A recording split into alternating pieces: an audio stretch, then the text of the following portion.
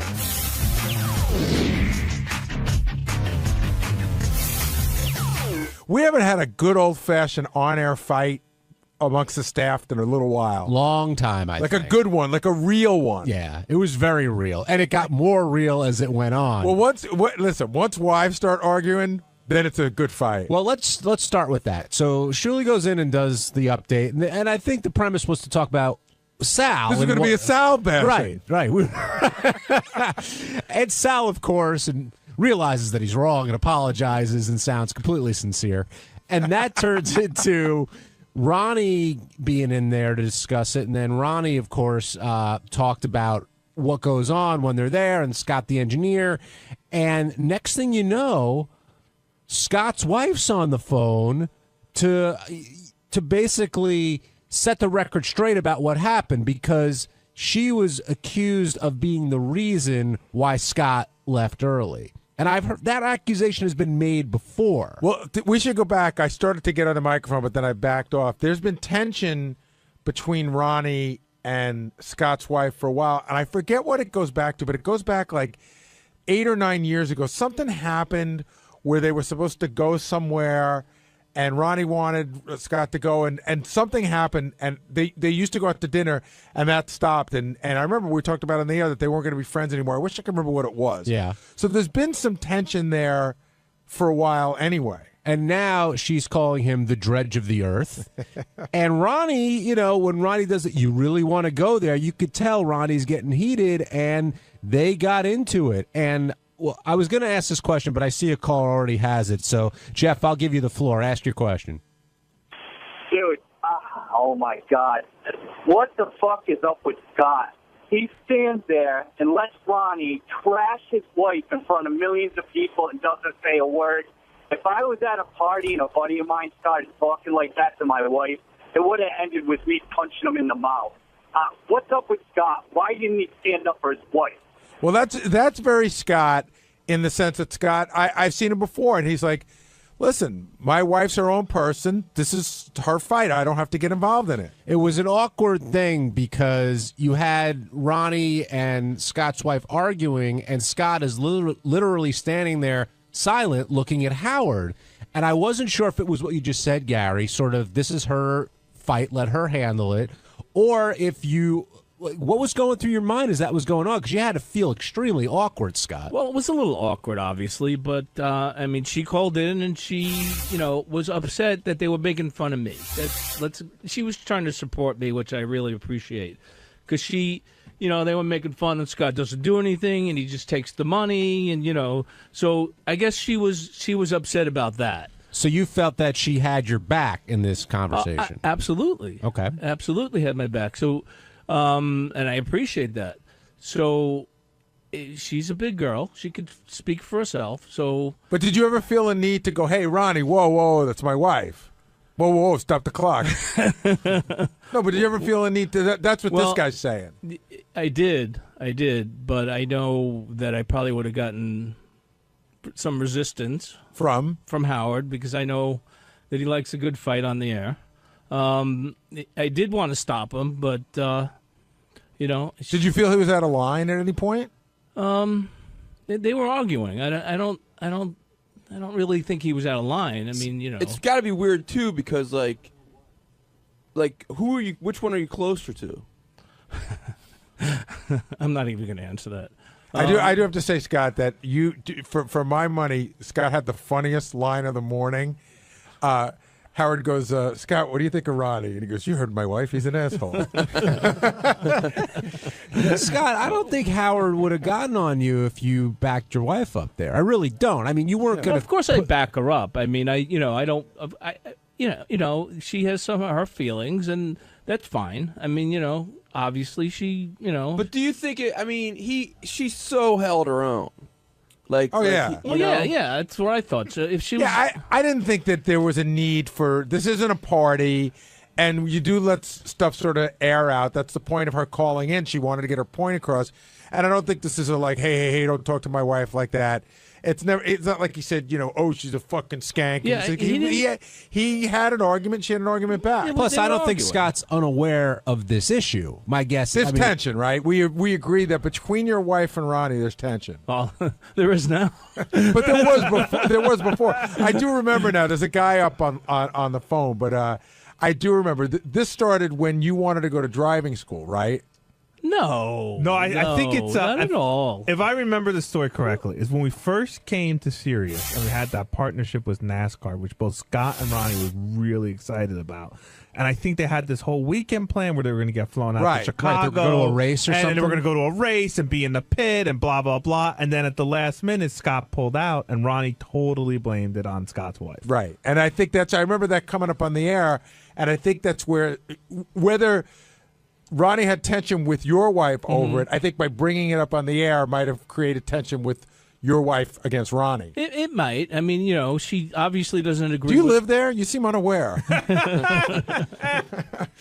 Ronnie's wife. Ronnie sees a problem. Did he have a problem with Doug Goodstein's wife also? Didn't he have words with Marlo Goodstein on the air? Yeah. Did he called her like a bitch or something? I don't know. I don't remember if it was that, but we're going to try and get Ronnie. I guess she liked Ronnie's ex-wife, and I guess she felt bad about the whole thing, and then he's with a young woman now, and so I guess she doesn't she didn't like it. So this tension. I listen. I've heard similar. I mean, my wife loves Ronnie, but she's weirded out by the thing. She's like, there was this woman that I loved that just has disappeared. So even before that, you're saying there wasn't any tension there? Like it was that Ronnie's girlfriend. That's what brought this on. Well, we do a lot together, or I go out with him, and so I guess maybe I took away some of the attention I should be giving to her by going out with those guys. But I mean, I don't know for sure, but I think it's more of the girlfriend thing. Now she likes Stephanie though. Now, why were people blaming your wife for you leaving early? You said that wasn't the case. Not the case. I mean, we were there. We hung around for 10 minutes after the show ended, 10, 15 minutes, and it was already after 11, and I had a pretty long ride home, and I had to get up for work on Friday. Right, but when you said that, Shuli, Ronnie, they were like, that's not the reason why. Well, that's their opinion, but I'm telling you the truth. And they complain about that for every show, so it's not like a new... That's true. I hang around a little and then I leave. So I mean, I'm not like them standing around drinking at the bar or doing whatever. Waiting to throw up. Right. So yeah, I don't get wasted. I didn't drink. I had one drink, I think, and so that's my thing. So I left, and I had to go to work the next day. So they didn't.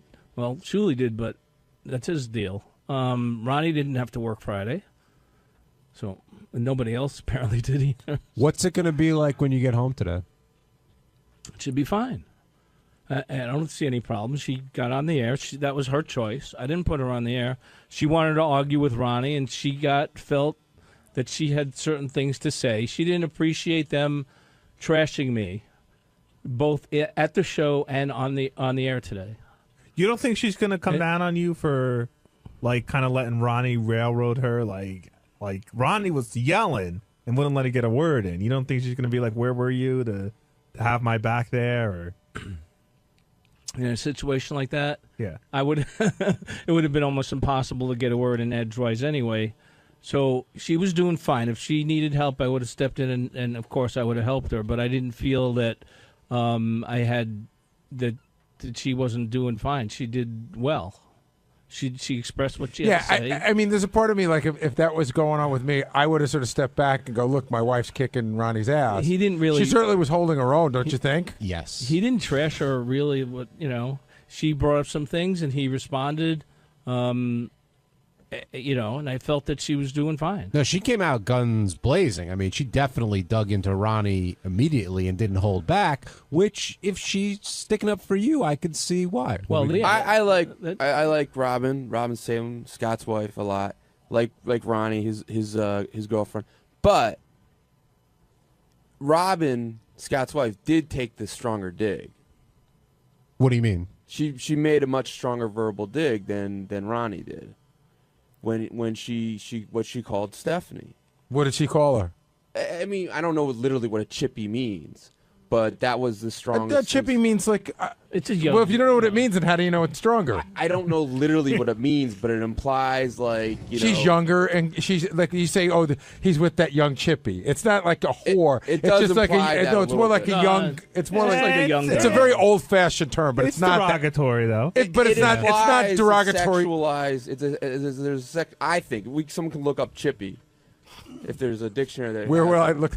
A dictionary from 1920 is what I need. No, it was definitely a shot. But it's a little lower than a broad. But like Scott was saying, I guess Robin and Bonnie had a relationship, or maybe things were different. And now that she's gone and a younger woman's in the picture, she's not happy. Does that end? Is Robin? According to the Oxford Dictionary, the third definition for a chippy, it's North American, is a promiscuous young woman, especially a prostitute. Promiscuous. Basically called her a whore. Basically called her a whore. I guess so. According to the third definition. I didn't realize that was the meaning of the word. Jenks, you're on the wrap-up show. Yeah, what's happening? I don't know. I kind of got the impression listening to that Scott, man, how could you not defend your wife or say something during that? I mean, your wife, she's going to rip you apart when you get home for that. You know that. For what? I mean, she was defending herself. There was nothing more that I could do or say at that point. She was doing great. So I'm going to make a prediction. You are going to come in tomorrow angry at Ronnie. You're going to come in tomorrow angry because you're going to find out what you did wrong. You're going to hear about it tonight, and you're going to come in tomorrow angry. I know at Ronnie. why she called. She was trying to support me, and she wasn't, which is a great thing. And I agree with everything you just said. You're going to come in tomorrow angry at Ronnie. Hey, Ronnie, what's your definition of a chippy? A chippy? Yeah. Does she? I think Scott's wife said that your girlfriend is a chippy. What do you think that means? I guess it's a young girl. Who? Okay. So. Because we were trying to figure out how deep the dig was. You pissed off at him? No, not at all. Is your relationship with Scott awkward when you have this sort of?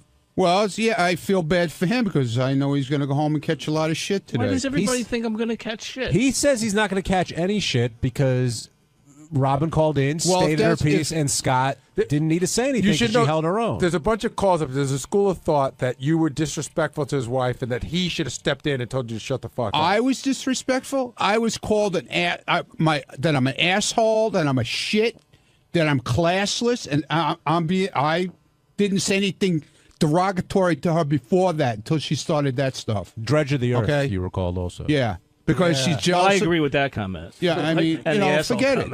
I could have said a lot more, and I'm not going anywhere near any of the stuff that I could have said. Go down that road. I'm not. No. No one ever takes that road. I do. No. Yeah, Jason doesn't hesitate to take that road. Well, first of all, Maserati. I disagree. In one thing, I disagree with Scott, and I don't see how he says she called in to support him when she said that everybody on that show sucked and they were shit. Yeah, the show was shit. I sort of got that impression too that she was lumping you in with that. How does that? I agree. How does that support? I agree with my wife. How does that support her husband? I don't agree with her opinion that the show sucked. Okay, and I told her that. When we were home that night. Did she complain that the DJ sucked that he only has 3 songs on his phone? Yeah. I let her say it sucked in front of Shuli, but later at Home Alone, I told her. The purpose of the show is to do exactly what we did. But that's the idea. But Scott, when you left that night, what was that ride home like? Did anything come up because Sal was being so crazy, or Ronnie was Ronnie? She complaining? thought Sal was funny, and she thought Mad Dog, the comedian that we had there, was funny. He was amazing. Chris Russo? What'd she say What did she say about Ronnie? She didn't say anything about Ronnie.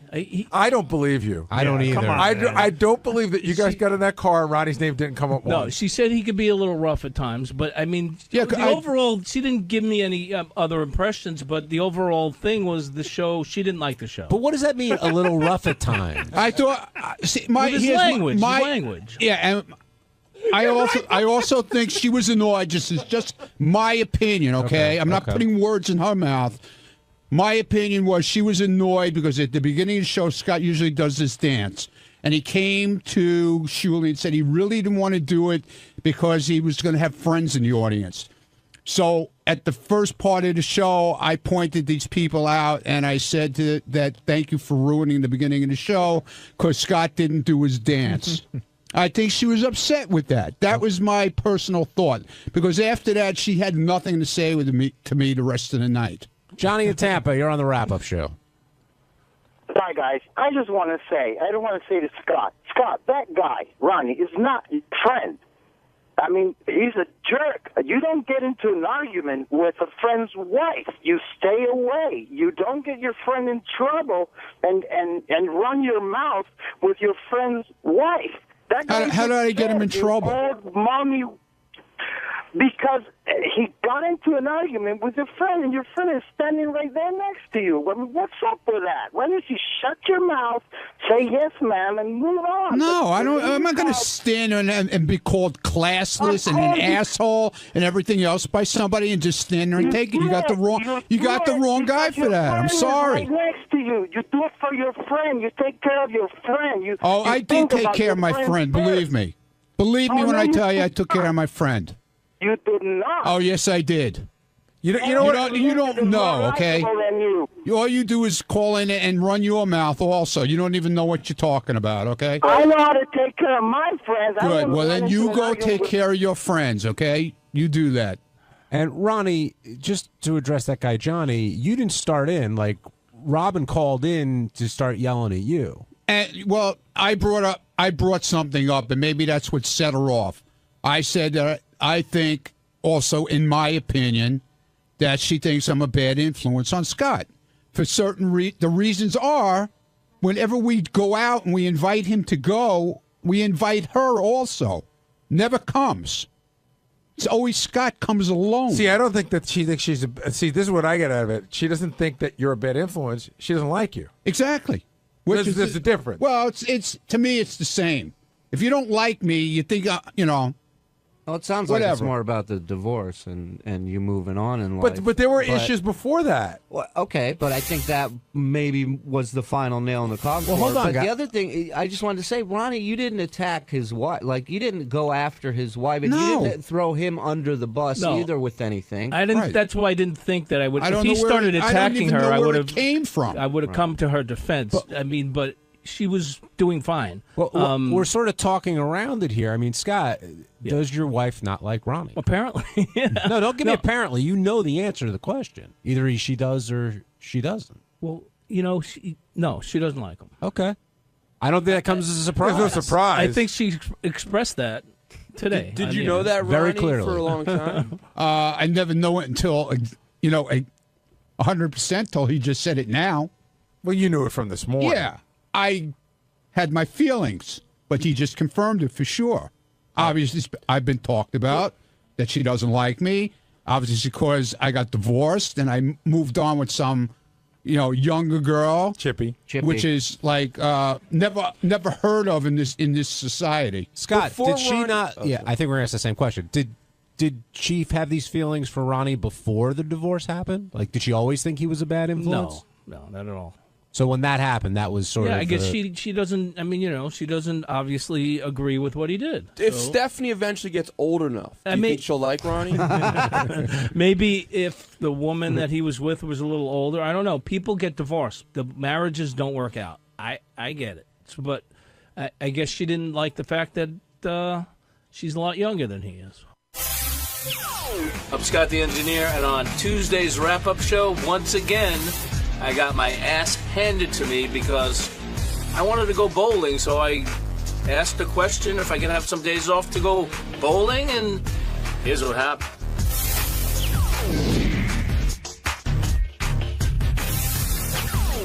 we should start off with Scott Salem's quest to bowl. And I know we had a lot of Scott on the wrap-up show yesterday, and we're going to have a lot of Scott on today, simply because he's in the crosshairs. And it was sort of the perfect storm today because Scott, I would imagine, was fired up about what happened yesterday.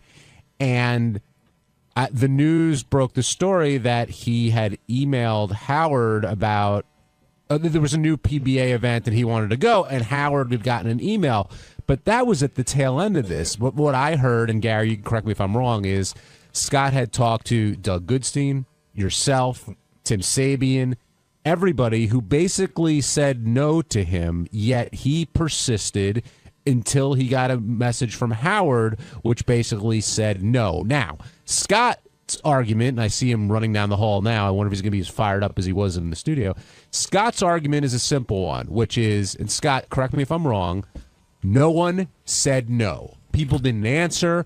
People said maybe, or we got to talk to this guy, we got to talk, but nobody came out and said, no, Scott, you cannot do this. Well, today was the classic example of be careful what you wish for, because what I do know is that Scott was talking to a lot of people, and I think it would be fair to say Scott was trying to flush us out on the air. My understanding was he was trying to generate a news story that would get this to come out on the air. I think the hope was that it would come out on the air and he would get to go. Were you lobbying the news, Scott? Be honest. No, I asked about it. I asked Brad last week. I said, I know 𝗠elle did the story. Are you going to bring that up on the air? I asked him. I didn't push. I asked him.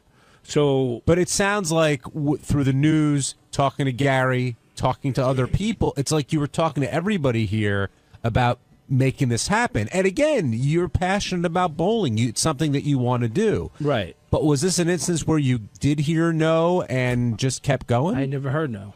Again. Well, what did you hear? I heard Doug said, I asked him, he put it off. I sent him an email. He didn't respond. I said, okay. So Doug never gave you an answer? No. So Doug's answer was, well, if he didn't respond, that's probably no. Right. Okay, so that's your first. That's Doug's a good, world. that's a pretty good That's hint. in Doug's world. I never ask Howard anything. No, but okay? but you I wouldn't never bother him with anything. Step away from this being as close to it as you are, and think about it some other way. Think about it like I went to Howard and asked for the day off for something. I wanted to go to the Met game, right? And Howard didn't answer me. What would you think? What would you say to me? Either he didn't get the email, or he he didn't want to. Or keep going. He didn't want to answer. Right. Why would he not want to answer? He didn't want to look like the bad guy, which he said on the air. Right. He said, I don't want to look like the bad guy. But what to me, not answering is looking worse than a bad guy. You don't get to call the shots. Scott, you've been here a very long time, okay? I have. And I don't. I would normally not bother anybody. Here's the thing, okay? On anything. If I email Howard something and I don't get a response, that's a no. I know it's a no. And everybody here knows Does that. anybody else think differently? I think differently because sometimes I take it as, and not necessarily Scott's kind of situation, but I take it as, it's like, oh, should I work on this or that?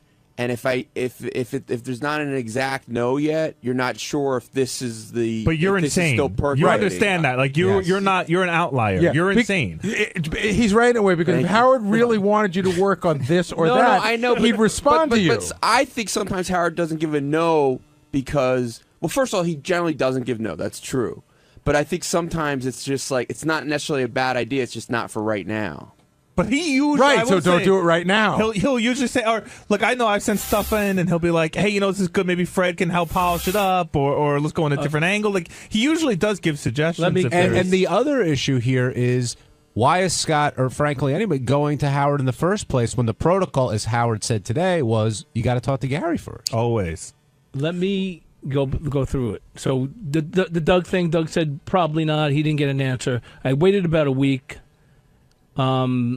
And Doug said, let's see what happens. So after a week, Howard was doing stuff in my studio. So quickly I said, I know Doug sent you a note. What do you think? Did you know that was on camera, by the way? I had no idea. Yeah. To me, it was on camera. It looked like Doug was there knowing you were going to ask, and it was engineered that it would be on camera.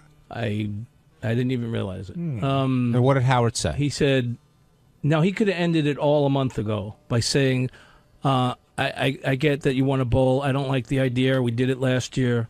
I'm sorry. I saw the tape because he's not answering the question. What did he say? You know what, Scott? I can't talk about this now. I got to deal with some stuff, and he lied. No, right. That's what he said. I said he could have ended it by saying what I just said, but he said, you know what? I'm going to go in the back.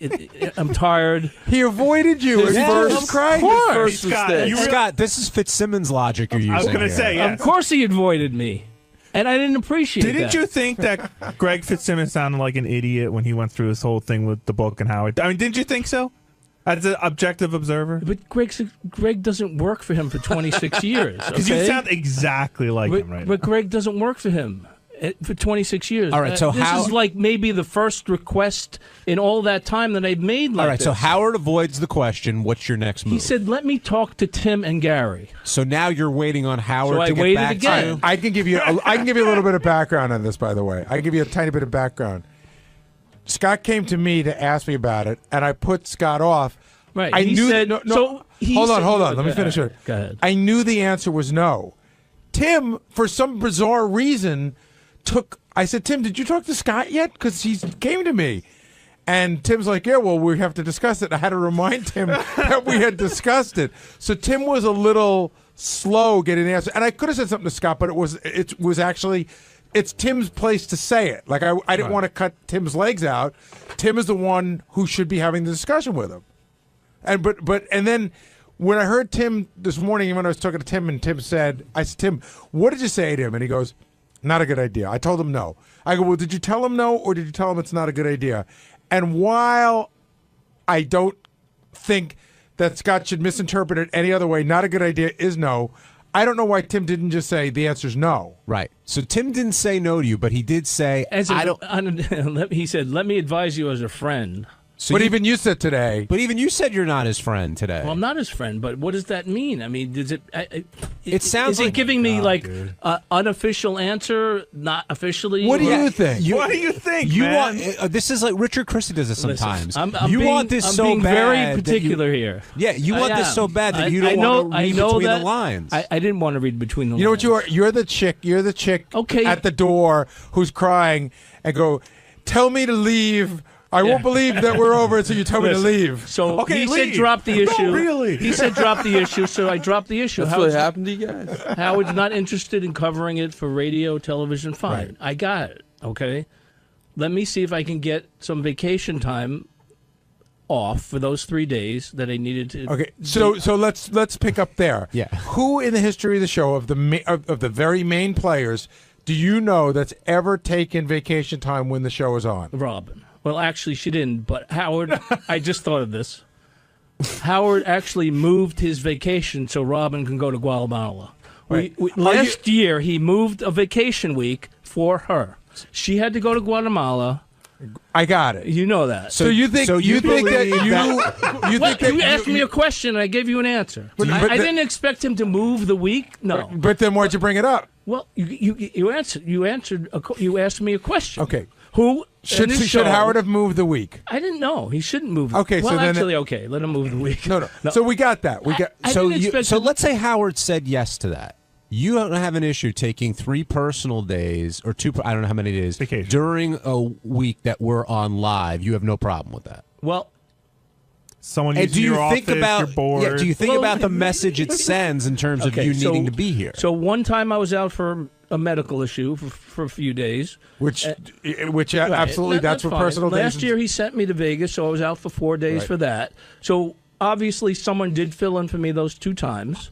I just made a request. I didn't think making a request was such a horrible thing. It wasn't. The request isn't a horrible thing. The not taking no the first 5 times, you got an 85 to 90% no, and not hearing what you want to hear. That's where it gets weird. I see him in a minority here, but I just thought that I wanted to go. Okay. No, that we got. That's I got that you wanted to go, and you were being what you were was being very.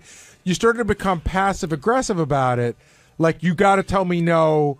when everybody tried to tell you no in a way that wouldn't hurt your feelings, that wouldn't make you feel bad, that wouldn't be dicky, and then it all came to this today, which nobody really wanted it to come to, but you. And you stormed in there. There was Angry Scott who walked in there today, yelling at Howard, telling him who. I mean, you were putting Howard in his place. So the thing started 5 or 6 weeks ago when I first was approached, and I asked the question, and the answer, if I would have gotten 5 or 6 weeks ago, that would have been the end of it. But most people, everybody Done. but you thought you did have the answer.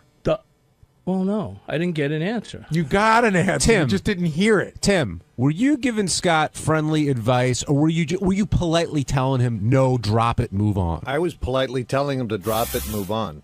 And because the thing is that we have a modified schedule now. And, we all need to be here, period, end of story. And I told him the time that I was in Minnesota when I came late because of my father, and Howard was giving me, shit for that. But it's right. I mean, right is right. We're here to work. And, I get and the it. show is on. When the show is on, he needs us here to support the show. I thought wasn't unreasonable. Nobody's saying that. We're saying that you got it today. No, you got an answer 5 weeks ago. I didn't get an answer. From Doug and from a Tim. non-answer is no answer in my world.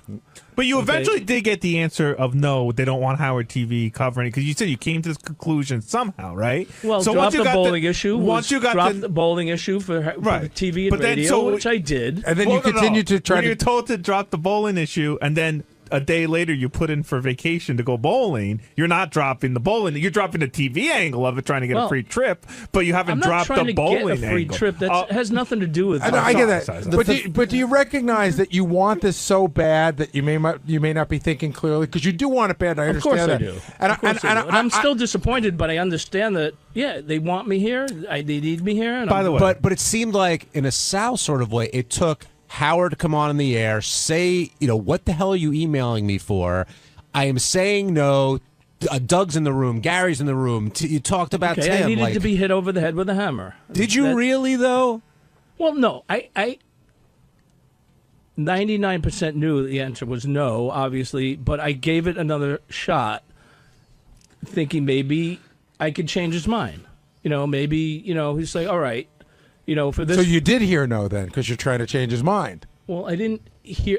Heard no for what I heard no for was the TV and the radio don't want to cover it. It's not interesting. It's boring. We don't need to cover it. I think people are missing the larger context of this isn't just one Scott incident, and the ability to read between the lines or understand what someone's trying to tell you something in a nice way is essential, not just to work on the Howard Stern show, but in business in general.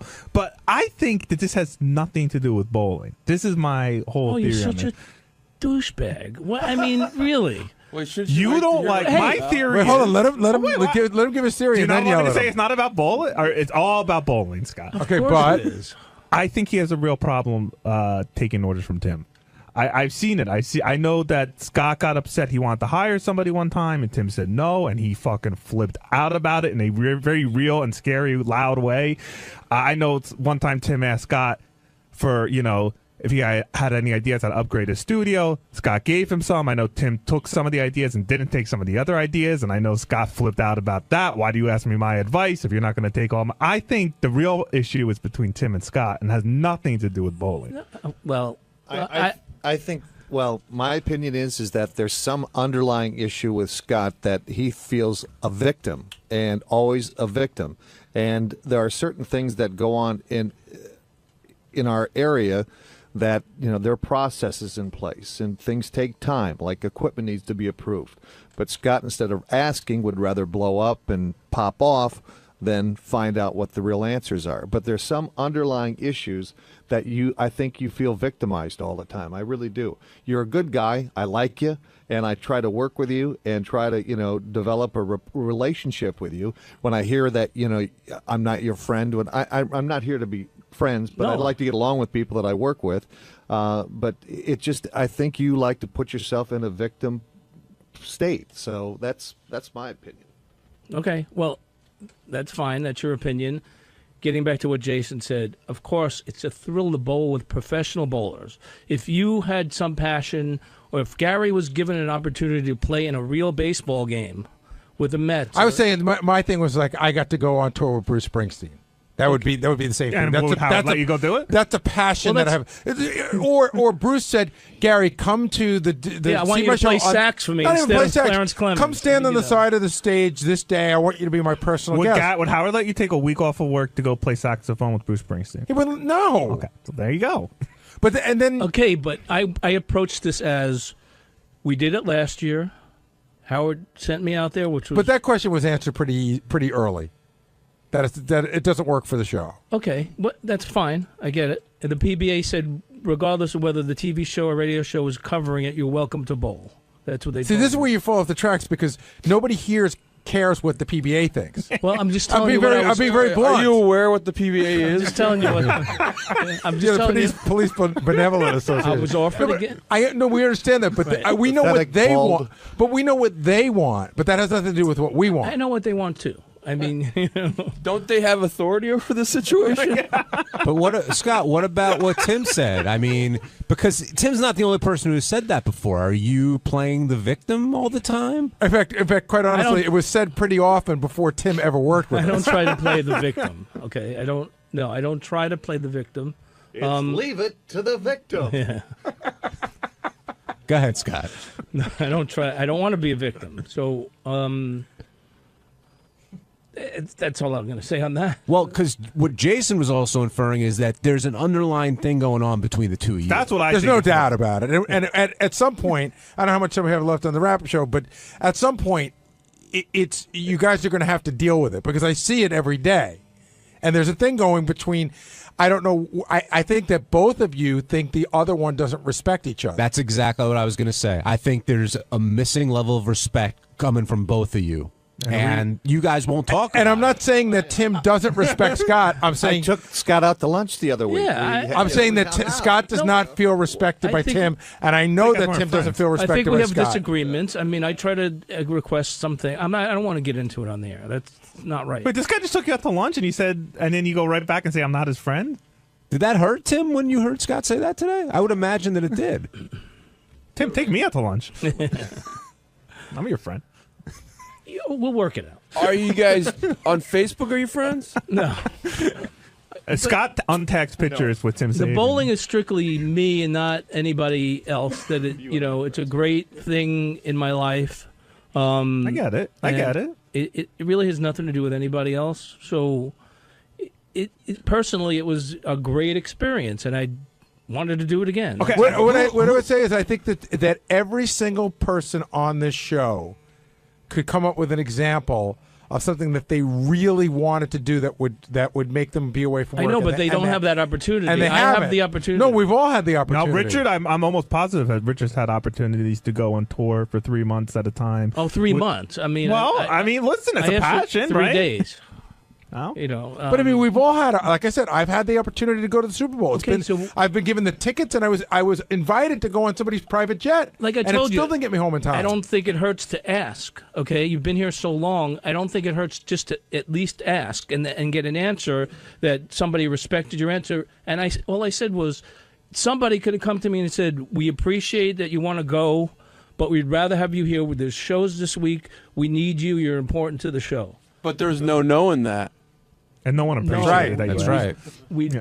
There's no knowing that because it was said. Well, because he told you to finish. Scott, who's your issue with? Is it with Doug? Is it with Tim? Is it with Howard, Gary, Jason? I think it's with Howard because even before when he was arguing with Tim in the hallway, he said all he needed to do was give me the answer, and this would have been done 5 weeks ago. Howard said on the air he didn't want to look like the bad guy. I mean, maybe he looks worse by not giving me an answer. Do you think that's the case? I feel that not giving me an answer is disrespecting me. And anybody else he doesn't give an answer to. Well, that's the way he works. That doesn't work for me. I mean, I get it. I don't make requests from him.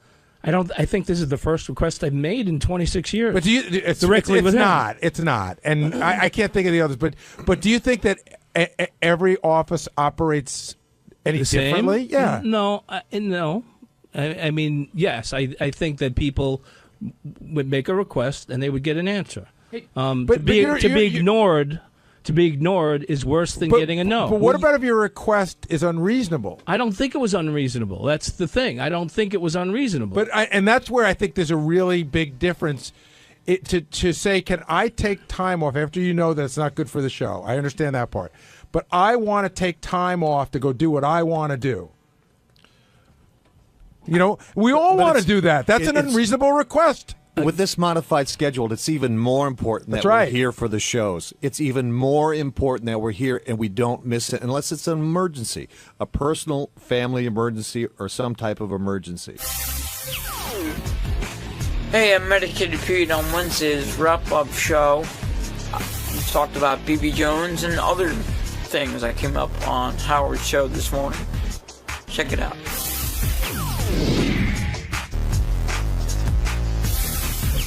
I do want to start with BB Jones and what happened with her. And Gary, I think not a lot, but a few porn stars come in here and they'll say, oh, they'll bang anybody, they'll do this, they'll do that. I guess Tabitha was certainly one who put her money where her mouth was. But with BB Jones, she is willing to bang anyone, anywhere, anytime, unprotected. And that makes her a little tiny bit less attractive to me, but she's really a very pretty girl. But to some people, it makes her even more attractive. Well, you know, I don't know. It's easy and quick, but do you really feel good about yourself when you're done, or do you care? Well, some guys don't care. You see, that's the question. If you're young and single and working on this show, this seems like a pretty good. You can bring your own condom. This seems like a pretty good opportunity. Yet, Ganji, JD, Benji all said no, and I want to know why. Howard didn't understand. I sort of got where they were coming from, and I never really had to deal with this back in the day. But the whole, you know, I think that I understand Benji saying, like, girls will say, they'll Google you, they find out you banged a porn star, and it's, you know, they're like, hey, I can fuck a lot of guys. Why should I fuck a guy who fucked a porn star? So again, we're the other thing is too, we're like deep in the porn star world. We're not in porn, but we know a lot of porn stars, and you know, there's some women and guys who've never met porn stars, and they think it's a really dirty business. And I'm just saying it's a perception of other people. So I think I sort of get like, I really understand Ganji saying that girls have Googled him. I found out he fucked Kendra Jade. Yeah, that's a turn off. Ganji, your checkered past really has done some damage, it seems. So, just a prime example, the last girl I was dating, the first thing she brought up on our first date was that she Googled me and saw that I slept with this porn star. And what did you? How do you deal with that? She wanted to know about it, and I'm like, so what do you say? I was like, oh, yeah, it was a really, really long time ago. It wasn't that major. And I do the whole, oh, she wasn't a porn star at that point. She was only a stripper, which made me feel like in my mind. That makes it so much better. Right. It was a year after me that her and her stepmother banged Jerry Springer and taped it. Really? Right. Did anyone ever bring that up? No, because they don't ever make that connection. But all it does is you see like Kendra, porn star, and I slept with her. And that's the first thing that literally comes up when you Google my name. And the other thing is, you know, so it causes a problem. I mean, like it freaks regular girls out. How many times does that come up? I'd say 2 or 3 times. And girls can't look past that, huh? Regular girls have a problem looking past that for some reason. See, now for JD, it's different because no, it's not. You've dated a porn star. No, I didn't date her. You liked her, and you would have dated her. I've liked a lot of. What was girls. that girl's name? The one that you were pretty Kimberly friendly? Kane. Kimberly Kane. So like would you go out to? Would you take Kimberly Kane, say, to Howard's Christmas party if you were dating her? Yeah, if I was dating her. So she's sure. a porn star. The girl today is a porn star. What's the difference in the way people look at you? Because I don't know. You got me. No, but I think it's a legitimate question. In other words, you're willing to date porn stars. Yeah. Listen. Well, first of all, if she has sex with a lot of guys. But a lot. But Kimberly Kane, many porn stars do. It's protected. She's having sex with janitors. So it's the unprotected sex. That's a big thing. Okay. And second of all, I don't think she's interested in me. Otherwise, she would have gotten back to me when I tried to contact her. No. I didn't try and contact her like once and never again. I tried to call her a couple times. I texted her. I think you played that all wrong. I don't think she's really interested in anybody. I think you have to call her, remind her that you want to have sex with her, you want to talk dirty to her. I think you have to work it. I think she's putting it out to everybody. She forgets who she talks to. Wait, JD, what did you do? Like, how did you try and get in touch with her? I called her. And then what'd you say? I One can't remember. time? I left the message. And so did you expect her to call you back and go, hey, JD, let's rock out with your cock out? She left me a voicemail wanting phone sex. Well, yeah. Right. Okay, so what'd you do? I called her and I left her a voicemail. I remember what. But how long after? Probably that in the next morning. But you didn't try as soon as after I got home from work. You didn't try to text her or follow up besides that? Yes, I did. Well, what did you do? How many times did you text her? I like a few, but if you don't get a response each time, what are you gonna do? So at what point did you give up? I don't know, like a month or so. But how many times would you say you tried either voicemail or text? How many times? Like 5 times, maybe. So if you had gotten a hold of her that night and did a little phone sex, do you think you would have made the next move into actually meeting up with her? Sure, probably. Maybe. Yeah. Benji, you weren't here, but the question is, you three guys, you're single. Like, why not go for BB?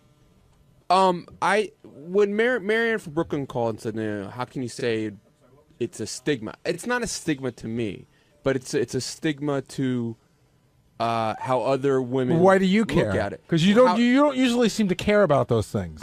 I care because I think BB's very attractive. I don't know her personally she seems cool, but it's like for basically like a one-time thing. Like maybe she's in New York twice a year, 3 times a year. I don't know how often. Okay. So for this one-time fuck of a hot girl, is it worth how much harder it is going to make for other relationships? But Benji, you've been on the air and openly talked about anonymous sex that you get off of websites. Why is that so different? First of all, I don't do that anymore. I don't bring it up anymore, and I don't do it anymore. First of all. But second of all, it is different when it becomes a very tangible, real thing. Oh, sorry. When it becomes a very tangible, real thing with a person that people know who it is. Right.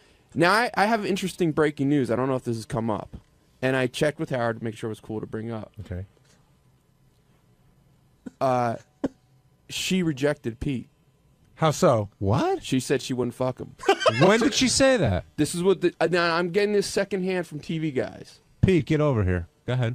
Oh, Pete, I didn't know you were in here, so I don't know if you know this. And this is what I heard, so maybe it's not true. I don't know. No, that's first I've heard of that. Well, hold on. But let's start. Pete, how did you leave it off with her? I said sure. So did she give you a number to contact her, email address? No. So how are you figuring you're going to get in touch with her? I don't know. I mean, I would have thought signals? that. Yeah. So, Ganji, you're like one of the main guys at Howard TV. What's going on here? Is this true? I don't know. The behind the scenes guys were following them around, so I'm assuming that's when it happened. So Benji, what do you know? Well, this is Lee. He's one of our TV guys. Yeah. What's up? Not much, Pete. How are you doing?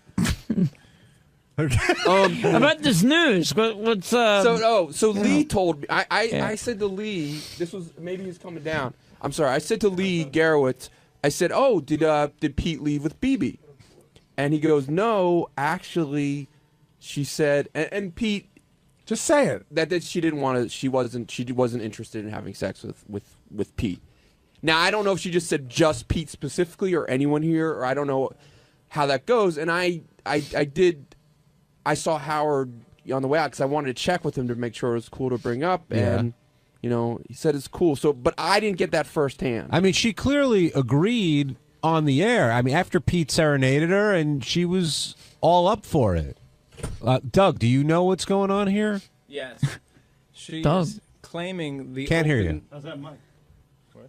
Oh, the thing on my face? The open sore is the problem. Not his. What is that, by the way, Pete? We were sort of talking about that. I don't There's an actually open know sore what on it your face. is. I went to the doctor yesterday and had it checked out. And he said what? I got some antibiotics. So what did he say?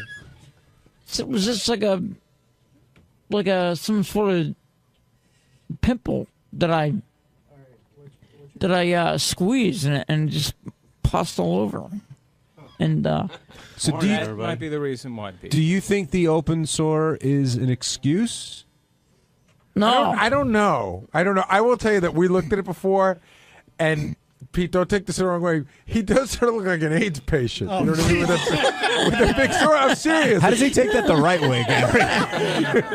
A handsome AIDS patient, though. No, so she doesn't know you the way we know you. Yeah, and maybe, obviously. And so I look at that and I go, Pete banged into the wall or something. But maybe it's a little scary to her. But this is a woman who doesn't mind unprotected sex. We finally found that. Yeah, Bibby so that's kind of weird. Bibby has a line, and Pete is that line. He's the Mendoza line. Yeah.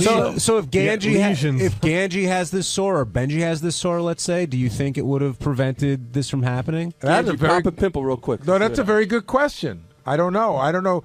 John, I guess the question you're asking is it the sore, or is the sore just an out in general? That's right. Well, I mean, we could ask her, like, will you do it when the sore is healed? Yeah, well, based on her rap today on the show, I wouldn't think that would stop her, but I guess I'm wrong. Shirley, do you have breaking news on this? I don't know. I was just going to confirm what Benji said, because I interviewed her after she got off the air, and she confirmed with me that she was not down to bang Pete. But did she tell you the lesion or the sore was? Yeah, she says, I don't know what that sore is, and I said, I think it's just a scratch. It could be AIDS. I don't know. Don't you think BB should have had the class to tell Pete face to face, or at least let him know before she left? That's not right. Doesn't sound like the conviction of a girl who fucked a janitor at the movie theater. Well, maybe you say maybe she felt, maybe it wasn't the smartest way to do it, but maybe she felt it was nicer to say yes on the air and to reject. And then to just never call him again. Yeah. Pete, would you rather that, or would you rather her tell you face to face? Face to face, rather than secondhand. Well, the second hand is not her fault. That's my fault. That I didn't even realize you were here. Right, when he I wouldn't said even been aware of it if Pete wasn't here. Then he would have never known. He would have just kept calling her and texting her for a month. We're just kidding, man. She's gonna fuck Thanks, you. Gare. Huh? We're just kidding. She'll fuck you. Are you giving me shit or? Yeah, but I just want you to feel good and stuff. Man. We'll get you laid. All right. Well, come on. No, I'm confused. No, I'm we're not. confused too. We'll get you laid. I'll get you laid. I'll get you laid today. Pete, Benji's trying to let you down easy here. Essentially, she said that she doesn't want to bang you because of that sore. I mean, that's what I this don't comes know. down Listen, to. this is like I said. Everything I heard is if that's secondhand. true coming from her, then that's obviously true. But Now, do you think maybe she sensed that you wanted more than just a banger, Pete? Because I know a lot of times you sort of go down the relationship route once you meet a girl. Well, I was like, after the show, I was like, well, to the camera guys, I was like, well, we'll see where this goes. It's not a guaranteed relationship, but I don't think of her and think of the word relationship at all. At all. Just like have some fun and make one thing leads to another. You're already going too far for her. Because she did say if she banged you, she wanted you to leave right after. Yeah. Well, I mean, I wouldn't take offense to that. That's But that wasn't just you, Pete. I mean, she that's said what she wants. That's what she wants. Yeah, exactly. That's the way she operates. But I mean, do you understand that this is a pure sex thing? That it's not a relationship thing? And I mean, certainly for her, and I figured for you, this is like let's have sex and then beat it. Do you understand that, or do you think that it could be more? No, I totally understand that it would be just because you just 2 seconds ago said let's see where it goes. Just let's fuck and then but conversation can if you've already gone too far. But I don't want to have a conversation. Who knows? But I don't know if this is Pete's fantasy at all. Like to me, a girl like that, a little bit of fantasy would be you'd be so fucking good and so blow her away that she'd like, fuck, I gotta fuck this guy. Yeah, see, I've never had that fantasy. I don't think I could be that good. I think you could. I don't know. All right, let's go to the phones. It's worth the shot. Jim, you're on the wrap-up show. Yeah, you know, the one guy with the balls to fucker's got a damn open sore. Jesus, I can't believe there's single guys on the Howard Stern show that won't fuck this broad. Hey, I always forget your name. I know you're from Jim? NC. This is Jim. Jim, yeah. But Sure. Jim, do you have a girlfriend or? I do. Okay, so let's say you were single, but you were in our position of like, we're not exactly famous, but like reality show famous. So In a New York minute, Benji. What's that? In a New York minute. But wait, All right. so Jim, knowing that if you fucked her, that on Monday we're going to drag in the studio. I go, you fucked her. We want every little detail. We want to hear about it. So now everybody that listens to the show will know that you had sex with this porn star who sleeps with a lot of people, and a lot of them are protected. That's cool for you? Well, it brings notoriety to yourself, and it's something for the show. When you're working for the show, you've got to do that kind of thing. Look at her. You don't have to do No, it. yeah, exactly. She's fantastic looking. I mean, She she's is, not- but it's a like- one-time. It's basically a one-time thing. Jim, are you saying that makes it harder for next time? Thing. Are you saying that some of the guys on the show aren't fulfilling their obligation? Seriously, because that's what it sounds like. We're not being team players. Right. We're not fucking BB Jones. Yeah, I mean, Gary, you and Howard should actually make it a stipulation that somebody. Someone's got to get fired. She's going to be there in Flushing, New York. She's going to be there all weekend. All right, I'll do it. Yeah, and so about 50 other guys probably. Ganj, if you knew it wouldn't be found out, I think you said you would Absolutely. If she came up to me at a bar and I didn't know she was a porn star, or even if I kind of found out that she was, and it wasn't part of the show, we were somewhere else, I would absolutely. Okay, go but okay, so let's take this a step further. You probably know how to get in touch with her. Yeah, Without right. anybody knowing. Would you ever try to pull that off? No, because I feel like it nowadays with the Howard 100 News and everything else, that's not a possibility. Back in the old days, absolutely, things can be kept quiet. Nowadays, no. I did try contacting her Yeah. without anyone knowing, and she didn't just contact me back. Right. Can I So- ask JD a question? Oh, God. JD, would you be more into her if she was only into you? Like, does it bother you that she If was like she was up if with she was Benji? somewhat into me, period. I don't believe that she was into me, and I believe her saying she wanted me to fuck me or whatever was her. She didn't mean it. But if you thought she did, and she wasn't interested in Benji and me and 50 other guys, but only you, would you go through with it? Maybe. I'm taught. Yeah. So you maybe. don't like when they don't show you the attention. Like, if she shows attention to anybody else, you don't like that. Attention like that, it's a little weird. I'll fuck. Yeah. Pete, same question. Something like that. I don't know. Yo, Same question. what's up? Do me a favor, just repeat the question. No problem. Yeah. Would you? I have a feeling that's not the first time in his life he said that. JD is saying that it makes a difference. Like someone asked, well, why would you go out with Ashley Dupree, who is a known escort, who knows what she did She was a before. former escort at the time, by the way. A known escort, and who knows what she did at the time, versus someone like BB, who's just, admits to what she's doing. Is there a distinction between the two for you? Yeah, somebody that doesn't admit it, I'll be more inclined to probably go out with, whereas someone who openly admits it, that would be a little, I don't know, I'd be a little skeevy towards that, Well, let's say you got together. I mean, the sore thing didn't happen, and you got together with BB. Would it bother you, like, if she went on to the next guy, like she talked about today, she bangs a janitor, she bangs somebody she's in an elevator. Would you feel, like, protective of her because you had been with her at that point? Would I feel protective? Would it bother you if she went to, like, the next guy? If she ran into Ganji and say, hey, let's go bang, and she's just coming off of, being with you? Sort of, kind of, in kind of a weird way. I'd be concerning, somewhat. I mean, yeah. What's the question you just answered? What was the question again? Benji, I can imagine you can relate to what Pete's saying. Listen. She is physically beautiful. I want to fuck her. I want to possess her. So I get that. Yeah, you want to be the one. It's the same thing. Like, look, we could easily. I don't know how much. We could take $50. We could take a couple $100 and go pretty much fuck any girl we want of a certain caliber, a prostitute. But it's not hot because it's like you're paying for it. And there's something about this, a little bit in a similar category. If there's nothing special about you, if you're no different than like anyone else, right? It's not as hot. Right. I'll agree with that. Thanks.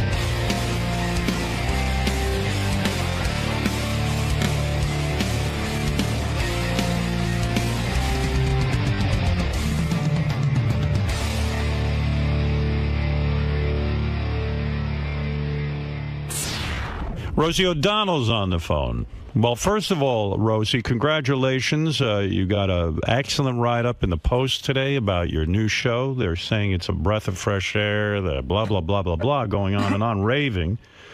Hollywood Reporter, excellent review. They say the show is not sterile, that things are being mixed up, that you never know what you're going to get. Well, that's always good. You're getting hit reviews. Oh, that's nice. I just woke up.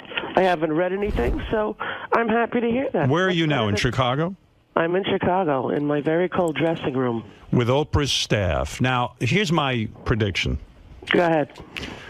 And I don't know a thing, but this is, I have intuition.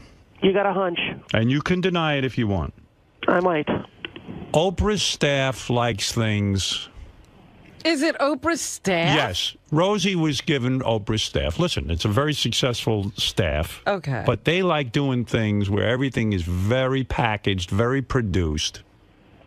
Rosie likes to let things evolve and happen. And Rosie's Rosie. She's not Oprah. She's not Oprah. I predict within a year, Rosie, all new staff. That's my prediction. Well, you're not going to be Psychic of the Year because here's the thing. It's only about 3 of people from her senior staff. Okay. And the rest of them were all young, new kids who had worked at her staff for about 5 to 8 years. So they're in their 20s, most of them. So they're quite trainable, right? But I will tell you, you're right about initially they were worried about the fact that I don't use the prompter. Because normally they have a prompter and everybody follows it in the control room. Right. And so that's the reason we went live, Howard, which I think you'll understand better than anyone, is all the practice shows. I would do something and then after, we got to go, we'll be right back. And they'd say, we're going to have to do that again. I'm like, why? Well, you forgot to say NBC's the voice. Right. I'm like, oh, dear Lord. That's not going to fly with you. Okay, so Thursday, after the test show, I had a meeting with Lisa Ernst-Palmer, who's, one of the head Oprah people. She and Sherry Salata, ran it for 25 years, ran her show. And my 2 executive producers and I was like, okay, listen, I'm not willing to trade something real for something fake. Just because something's real and has a little few flaws in it does not make it less valuable than something that's perfect and sterile and ridiculous. Right. And they're like, well, how could we fix that? I said, we could go live. Cut to, they said, okay, which I never thought they would do because I thought they'd be worried that I might, The whole show is live. Live. Wonderful. Is this going to kill you? I'm saying right now it's fun, the first show. Yeah, it's the first blush. You've been back. You've been having a great life. You've been enjoying hanging out. Yeah. Is this going to kill you? I pray to God it's not going to kill me, but I was hanging out for 10 years, Howard. So what? That's a lot. 10 years, man. I'm doing nothing you tried. It's not easy. You were going stir crazy. Listen, my kids were raised. They were all in school. My youngest is going to be 9 years old, and I didn't have anything to do. I can't keep up with you. You baffle me. Why? Because Rosie and I never had a private conversation, really. I mean, not where we've threatened to get together for dinner, but there's always there's always a complication. Oh dear. But she's hard to schedule with. Yeah, she is hard to schedule with. But she is. She's difficult. But yeah. You fascinate me. I so do. when I came into your life, you had met you had a new girlfriend. Yeah. She moved the whole family in. She had 6 kids. You have 4 kids. Yeah. You were She didn't move them in. They moved them They moved next door. You were in the process of what you called blending the families. Yeah. Now somehow that relationship ended. Yeah. And then, which I believe was predicted by you. Oh yeah. Well, because you were going probably insane with her 6 kids. Let's be honest. That's too many kids. Let's be honest. You have a vision of what you think would work, and I remember that movie, Yours, Mine, and Ours, with Lucille Ball. Right. And I thought, well, how? That's what you were thinking. Perfect. Yeah. This could be perfect, right? But honestly, it was a lot of kids, and that's the truth. It was a lot of kids. It ruined the relationship. I would say ruined, but it didn't allow for any time for she and I to be together alone, and right. There were lots of kids with lots of different issues. And, right. I got my own 4, and they have their own challenges, right? And so it just felt to me like chaos and too much. And she's a lovely, lovely person. So in other words, you saw this movie and had the idea. But the kids didn't see the movie. That was the problem. No, but they did see the one with Steve Martin, Cheaper by the Dozen. Yes. Now, was it complicated when you had to go, like when you broke up? I can't even imagine the hassle. First of all, you got to move her out of the house. Which literally she did in 3 days over Christmas. It was very quick. And then over Christmas, you had to go, up. and you had to go over Christmas, no less. Oof. Then you had to go to the kids and say, "Listen, remember the movie I watched?" Turns out it doesn't work like that. That was the movies, kids. Yeah, now we have a different movie to watch. Was that a horrible... No, because, the kids knew. The kids knew in the beginning, like I said, here's the thing, we're going to see what happens. And, and I love Tracy, and we're going to see what happens. And so the fact that we didn't live in one house, I think, was helpful in terms of them not feeling as, upset. Or they sort of, there was a separation. And it wasn't like we did every holiday together. In fact, we didn't really do that. I took my kids and did what we normally did, and she did what she normally did. And Tracy had to be brokenhearted because, listen, nabbing a Rosie is a big deal. Nabbing, I love that. Well, let's be honest. You think I'm nabbable? Well, listen. Well, you're acting like she lost a Porsche. She's a big... Well, yeah, Rosie's a big star. She is the pride. It's more like a Hyundai Sonata, Robin. I don't know if it was a Porsche. She is the home run of home runs. She's wealthy. She's, listen.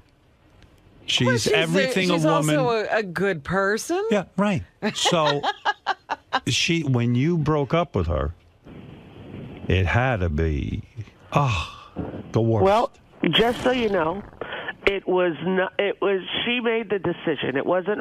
She said, "This is not going to work for me, and I'm going to go." Well, in other words, you acted so miserable No, I just knew. I knew fairly early on that a long-time future and forever wasn't in the cards, and that I loved her very much, and I care about her kids, and I care about her life, and and what I think we ended up wanting different things. Although in the beginning it was a great, immense love affair, and it's wonderful to feel those kinds of feelings. And I had been in a relationship for a long time that towards the end was kind of when people are about to divorce, it's a couple years of rockiness, right? So and here's what else baffles me. What's that? Okay, so this whole moving to Chicago thing I don't get. Now, Parker is in military school, so he's covered. And loves it. Can you believe this? Military I cannot believe it, truthfully. He's been asking since he was 8. Wow. And I was obsessed with everything. I can tell you everything General Patton ever did. Could tell you who was in what war, what countries, and why. And do you think he'll become a military guy? That's what he's always wanted. And, and I was really concerned, to tell you the truth. He's 16. When I left my show, I kept him in first grade twice because I wanted him to sort of, relearn and have focus, and I wasn't home during my, the show. So he did first grade twice. So he's older than most of the kids in 10th grade. He's 16. Most of them are 15. Right. And when bin Laden was killed, he was awake. We were in my room, and I really was panicked that something huge was going to happen.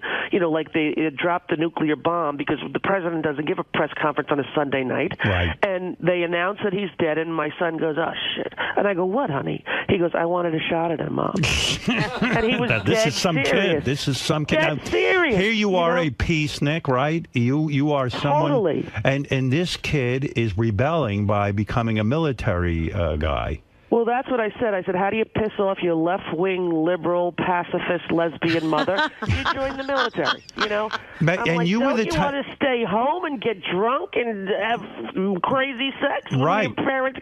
He's like, yeah, I'm going to do that as well, Mom, but I first want to serve my nation. I'm like, okay, baby. Wow. Doesn't this blow your mind in the sense that you were the type of mother, from what I could understand, that was up this kid's ass? I mean, he couldn't make a move without you. And yeah, I'm madly in love with him. And all of a sudden now, he's moving out of the house at 16. He's gone. Yeah, it wasn't really all of a sudden. I mean, he's seen every movie about military school and stuff, and he saw TAPS, so I'm partially blaming Tom Cruise. But he saw TAPS, and he was like, "Mom, I want to go to that school." Is he into guns? Excuse me? Is he into guns? Well, he'll tell you every caliber. He's never shot a gun. We don't have a gun in the house. But he knows, like when we're watching a show, he'll go, "Oh, Mom, that's a 15-millimeter CC from a Nighthawk Fire Ranger." He knows everything. Is he into hand-to-hand combat? Does he take karate and all that?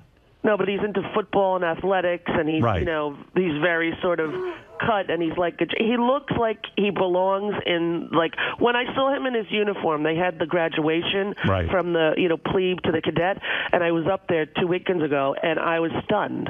And here he is, like 6'1".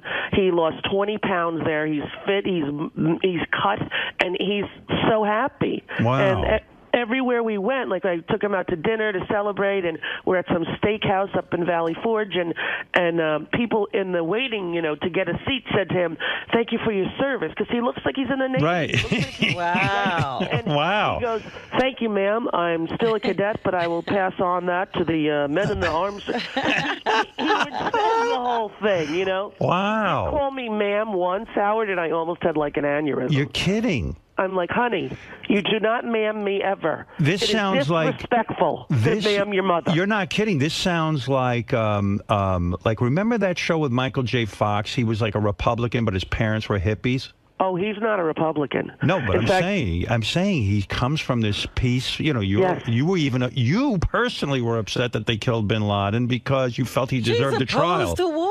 You wanted a trial for him. Yeah, I wanted to know if it was legal in the nation, that we live to do this, right? I questioned whether or not it was legal. Is it legal to do that? Right. Right? But he's a Democrat, though. My son said, he goes, "Mom, in the whole school there's like 5 Democrats." He said, "I get into the greatest discussions about, what's going on politically."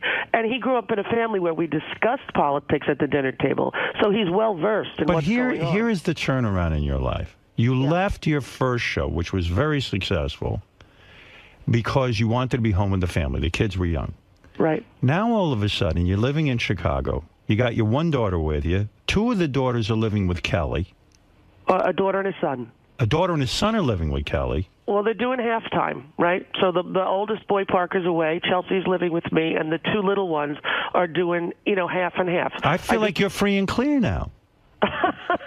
With the kids. I mean, I feel you're back to being, She dropped them all. I feel you got everyone sort of in somewhere and stashed away, and then you're running around in Chicago. Yeah, I'm at all the gay bars dancing till 3 in the morning. No, you have a new girlfriend. Exactly, who you will love, Howard. Because remember when you were saying to me, hey, did you have a crush on Beth?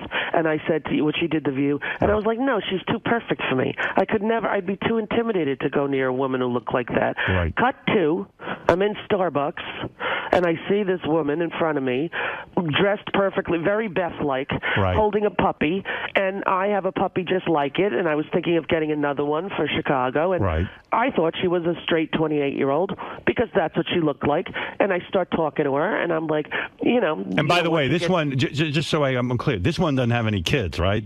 No kids. Perfect. All right, go ahead. Perfect. Yeah, and you're not having kids with her, right? Not at the moment. All right, but, go ahead. Yeah, so she's holding the puppy, and I'm like, I got a dog like that. Where did you get it? And we start talking, and I said, here's the thing. Were you hitting on her? No, because I didn't think she was gay at all. It's like if she's got a Beth vibe, honey. She wears high heels and Prada belts and a lot of jewelry. Like I thought she was just a straight girl. So your gaydar wasn't going wild.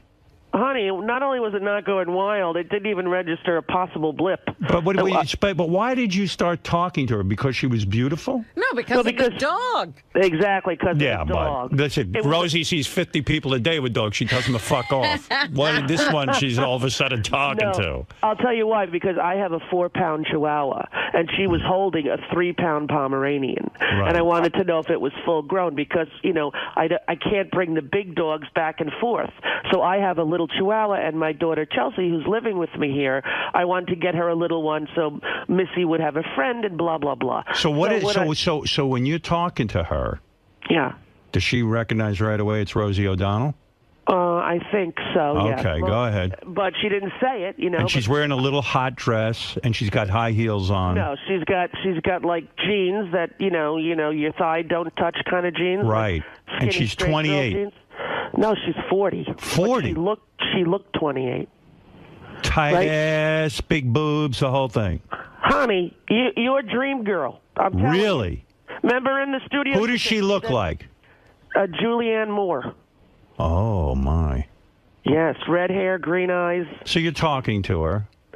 I'm talking to her, and I said, here's what happened to me. I got a little Chihuahua when I was 33, and the next thing I knew, I had a son. So you're probably going to have a baby soon. And she, told me that she was trying to have a baby, and and I said, oh well, maybe your husband. But she said, oh, I don't have a husband. I'm a lesbian. And I laughed. I was like, I said, that's funny. Bingo. I said, you're funny. What's your name? And she said, Michelle. I go, no, seriously. She goes, no, I am a lesbian. I go, you're a lesbian. If you're a lesbian, you're one of those lesbians for 14 minutes. You're not a real. She says, I've been out since I'm 24 years old. Wow. I'm like, and how old are you now? 28? She said, no, 40. I go, first of all, I thought it was Ashton Kutcher on Punk'd for a minute. This is too good to be true. Well, yeah, and then I didn't trust her for a while. I'm like, well, what do you mean you didn't trust her? Because, like I said, I was intimidated by the beauty. I was a little thrown by the, I don't know. Well, Kelly was beautiful, but you're talking about a whole nother level up.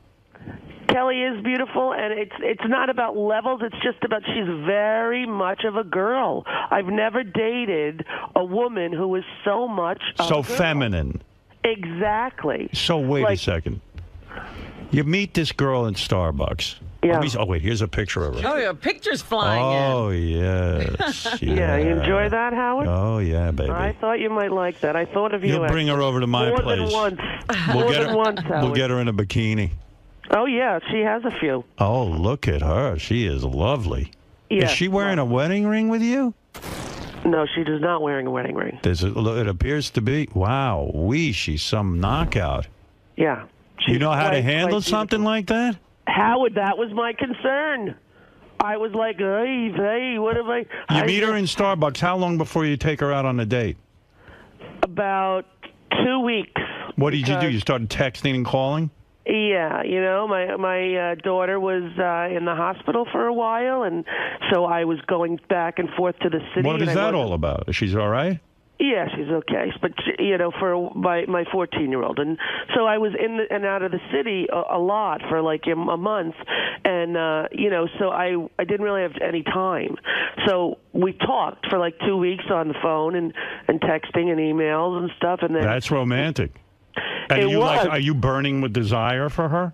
Well, I was nervous, Howard. I was like nervous, but you were thinking about her a lot. And I was also thinking, could she really be gay? But then as we were talking about, her life and her relationships, and I was like very. You found yourself fantasizing about her? Yes. Alone in bed? You touched yourself thinking about it? Well, Howard, I mean, that's okay. There's all kinds of implements you can buy to help you do that. But no, I know. Robin teaches me. Oh, stop. Yeah, well. So, okay. So you're Robin's thinking a about smart her, woman. you're texting this and that, and you say, let's go out on a date. Well, yeah, she said, let's have dinner, Where'd you take her? I was like, to a sushi restaurant, but in my town, because, I had the kids and we had some stuff going on. So she came up with her puppy. Right. And met three of my children the first day, because what I thought was, if this has any chance to ever be anything, it comes with three kids. Right? It was clear it was a date, though. So you introduced the kids right away. But she doesn't fuck around. Oh. Because you know what? Rosie falls in love like in a day. Immediately. Yeah, like she doesn't even like date that much. As soon as she meets anybody that she's slightly attracted to, she moves them right in. I went on 4 dates. You'll be proud of me, Howard. Right. In the last, since I've been divorced, which is like 4 years, Right. I went on 4 dates with people I did not move in with. So I'd like to have good. a round All right. of applause. All for right, that. so there is But- some discriminating. Right, but when I go on a date, here's how it goes. I go out to dinner, and then if I don't feel that thing that you're supposed to feel, like, oh my gosh, I want to get to know you, I want to sit next to you, I want to snuggle, I want to, Right. If I don't feel that, then that's done. You It's move I don't- on. And that's right fair. away. But that's fair. Right away. You say to them, oh, this was a nice time, I'll get in touch with you, and you never call, right? Well, because I'm a lesbian, they end up texting and we're friends. But I make it clear that, I'm not particularly interested in anything other than that. Women are so good with each other. They're so sensitive that way. Like me, That I they would can just be friends. I just would never write the person and hide. Exactly. Right. Well, I used to do that with therapists. Whenever my therapist pissed me off, I would change my phone number and just never call them back. That's healthy. I wish I could learn how to do that. Yeah, that's a good trick. I think you should use that. So you go out on a date. Where do you take these girls to dinner? Because right away it becomes a story. This is in your neighborhood. No one squeals on you. No one says, in Nyack it's very easy. You know that everybody. I've lived there a long time. What'd she wear on the date? Was she wearing no panties? No. She's got some thong action going on, but no, white jeans and a black shirt and heels that I could not believe a human could walk in. And no bra. Oh no, honey, believe me. Oh. She's got the bra underwear matching sets, 𝗦𝗵cie, something that she's taught me about. I now have matching bras and underwear, color coordinated, with lace. Does it make you feel good? It does, and I'm shocked. So wait a second. This girl, you go on the date, and I know with the way you've described it, you like a nice big build-up sexually. You don't want to just get it over with in 2 seconds. Oh no! In fact, it was not. There was no chance or time. So then after we went out to dinner, all it was a kiss goodnight, and then we with the went tongue. Out. Yeah. Wow. Come on, I'm 49, Look at you. honey. Wow. What am I going to do? Peck her on the cheek? No time to waste. There were 3 kids sleeping upstairs and 1 in military school. I couldn't exactly, bound chicka bound. And besides, I was nervous, Howard. Do you initiate the kiss or she does? I did. Well, good for you. Well, I was nervous to do it, though. But you knew she wanted it. If she's going all the way up to Nyack, she wanted something with you. I mean, where does the kiss happen? Out in your front door? No, on my living room couch. I walk in and the kids are waiting because the kids were playing with her dog, and the kids are waiting. Hi, hi. And I'm like, okay, everybody, up to bed. Mom will be up there. And Yeah, but it's 4:00. So they go up to bed. You get her on the couch, and you make out with her. No, we don't make out. With one kiss. That's romantic. This is what I said to the kids. I go, you guys go up to bed. Mommy will be up in a half an hour. And she has since told me that when I said that, she thought to herself, oh, she's not interested. Right? That she put her right. But I wasn't. What am I going to say? You know, I have the kids. They're waiting in my bed. No, that's very respectful. Right. So were you burning with desire? Well, I was definitely wanting to kiss her. Right. Oh, And I did. She's a knockout. I'm staring at the picture as you're talking. She's beautiful. She's inside and out. She's so great with kids. She's really lovely. She's smart. She's kind. She's got her own. You know, she's got. So when do you finally bang her? It took a few months, Howard. Few months. Because you like that build-up. Well, I was going back and forth to Chicago in the early parts of the summer to set up the show. Even right before the summer, I was going back and forth, and then Second date, you feel her up? No. Just kiss again. We made out. Oh my God! See, women when they're with each other, they love a slow build. Oh, you kidding? And then all the letters about how great the kiss was, and then talking, and then send me a photo. Where are you? And, look at that. Oh, my God. It's romance times 1,000. Did she sext you? No. No pictures of herself over the text with her legs or panties? Oh, no. Nothing. Well, no. Come on. She's not a skanky hoe. That's not hoe. That's fun. Well, before you even make love to the person, they're going to send you pictures of themselves naked? Not naked, but, a little something. So, all right. So you make out for a long time on the second date. Third date, I'm going to say by the third date, fingers. Now you're burning with desire. No, let me tell you something. Here's what it went from. Kissing to, could you come and spend 2 weeks with me? Right. It was time. So all 4 dates were just making out. Where'd she come to, Chicago? Just kissing. Miami. We went to Miami. Oh, the house in Miami. Yeah, which is really, that's the house. Every time I pull in, I go, who owns this place? Right. Oh, crap, it's me. And when she saw that place, it was romantic time. It was romantic time. But you know what? She's got her own thing going on, honey. What does she do? Money. She's an IT headhunter, Oh. and she's like, one of the most successful people in that field. And That's attractive. I like that. yeah, she's got a lot of her own money, cash, life. She's got a Beamer. She wears all these designer everything and jewelry. And I'm like, where'd you get those earrings? She's like, I bought them. Sounds too good to be true. Yeah, a little bit, that's what I was a little bit like going. Where am I going to find the trap door? Where am I going to hear? By the way, I was arrested for impersonating Julianne Moore and stealing $50 million. Have you ever dated someone who had that type of personal income and was able to support themselves in that fashion? No. So this is a new avenue for you. It is. And then you You're say, not and then gonna the be insecure. in charge of everything. So then the exactly, Robin. I'm not the boss. So then the insecure part of you becomes a little more secure because she could afford. She doesn't need your money. So In any maybe way. you start thinking she really loves me.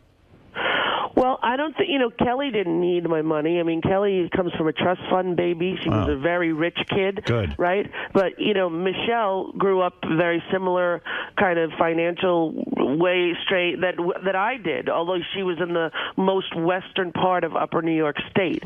Right? So Is she a Gold Star lesbian or has she been with men? What is a Gold Star lesbian? Gold Star lesbian is a true lesbian who has never even messed around with men. Oh, I didn't know that term. Absolutely. I didn't know that either. And I just coined it. Oh, it's 3 seconds ago. Gold Star lesbian. No, seriously. No, she's not a Gold Star lesbian, nor am I, Howard. Well, I mean, you've messed around with some men, but very, very, very But superficially. I did the deed more than once. Well, you tried. No, honey, I lived with a guy for over a year. Oh, did I know that? When I was 28. And you enjoyed it? I enjoyed it. You enjoyed sex with this guy? Very much. You And didn't know want what to else throw I up and enjoyed? go, and you weren't thinking about women the whole time. No, you know what else I enjoyed? Going like to the supermarket with him, like before the football game on Sunday, and getting like the beer, chips, and nachos, and having the cashier say, "Oh, how long have you guys been dating?" And it was like all of a sudden to be accepted in the world, not having to have who you're with be invisible and people pretend they didn't know. And listen, it's a long time ago. It's over 20 years ago, right? So you're But- bisexual. No, I'm not. I'm definitely gay. Right. But I see a handsome man, I'm not dead. I look, there's a sexy, hot guy, I go, look at him. I don't necessarily want him naked in my bed, but I would like him to maybe tidy up around my house. It must be painful for you when you're around me because I'm so handsome. I'm telling you. It must be confusing for you. If I even went close to you, Jeanette Barber would have my head because... Did the guy get you off? I mean, were you able to have an orgasm with him? Oh, gosh, yes, honey. No kidding. Everything works downtown. It's not like lesbians don't function without the right car key. No, but I have many friends who are lesbians who say to me, like, the thought of the penis going in them is so repulsive. Oh, really? Yeah, that they can't No, even... well, I don't think that could possibly be true because there's a lot of... Yeah, who are you talking to? I have friends. Where is this? What are you, women who... What? All right, that's the second thing I made up. I figured. Gold star lesbian and that. And all of your lesbian friends who are repulsed by penises. Well, but I have male friends who are gay and who have said to me, like, they quite frankly, they go to me, ugh, pussy is disgusting. Okay, I have a friend, Dan, and he went for the first time when he was like 30 to a bachelor party at a strip joint, and he was there, and his friends supposedly didn't know he was gay. The woman was on the stage, spread her legs in front of them, and he said loud, and everyone heard, "Oh my God, it looks like roast beef." Right. Well, I would imagine it would be the same for you. You see a penis and you're like, ugh, filthy no, penis. No, not at all. No. So now you get her to Miami. None of the kids are there with you. Honey, all the kids are there. Wow. And she's going to come for 2 weeks and stay with you?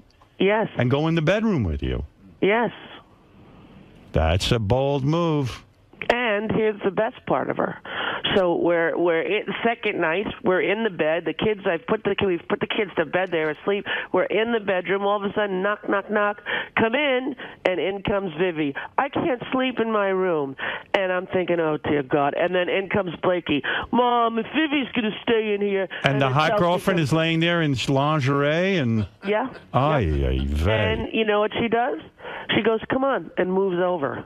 Oh, that was a good move on her part.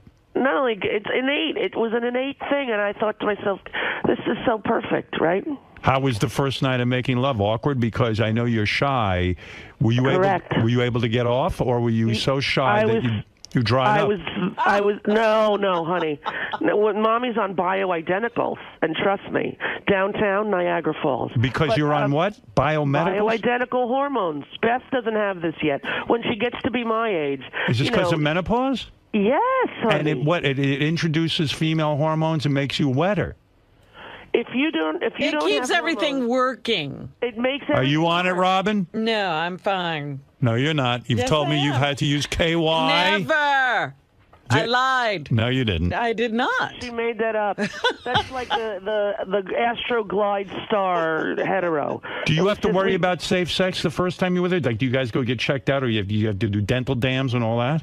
No. Dental dam. Yeah, dental dam. You know, it's very, very rare for a woman to give another woman a sexually transmitted disease. Well, can I tell you what I just read? It doesn't happen. You want to I'm not know? saying- You want to know what I just read? What? That when oral sex occurs, like if I go down on a woman, that now they think it's a leading cause of throat cancer. Because, yeah, it was in the New York Times. I'm not making this up from some tabloid. I'm talking about the greatest newspaper in the world. If you go down on a woman and you get the human papillomavirus in your throat, That's different. yeah, you get throat cancer 9 times out honey, of 10. But that's if somebody has HPV, if they Right. have warts. Right. Right, which I would hope you would notice while you were downtown. Please, what am I going to go down there with a flashlight? Honey, you could. I have my eyes closed. Warts, babe, warts. They're very. You could feel it with your hopefully very skilled tongue. So you're telling me the first night she comes to Miami, kids go to bed, she marches herself up to your bedroom with you, and lovemaking begins. Yes, but honey, I was already in love with her. Right? No, I understand you're in love. She's Yeah. there, but now it's time to physically act out your love. Yeah, right. And it So was does she remove? Do you remove her clothing one piece at a time, very slowly? Oh no, like Howard, this feels like a Penthouse Forum letter. All Of course I can it tell you does. is, let me tell you this: it was really, really lovely, and like everyone else, when you're initially with somebody and you love them and you first have sex, it's kind of awkward because it's a new person and you don't know, and then as you're together, it's it's better and better and better and better. And No better. vibrators? No. Just fingers. Just body parts, just doing it just like you and Beth. Wow. No toys. No toys, nothing. Pure, No toys. pure human love.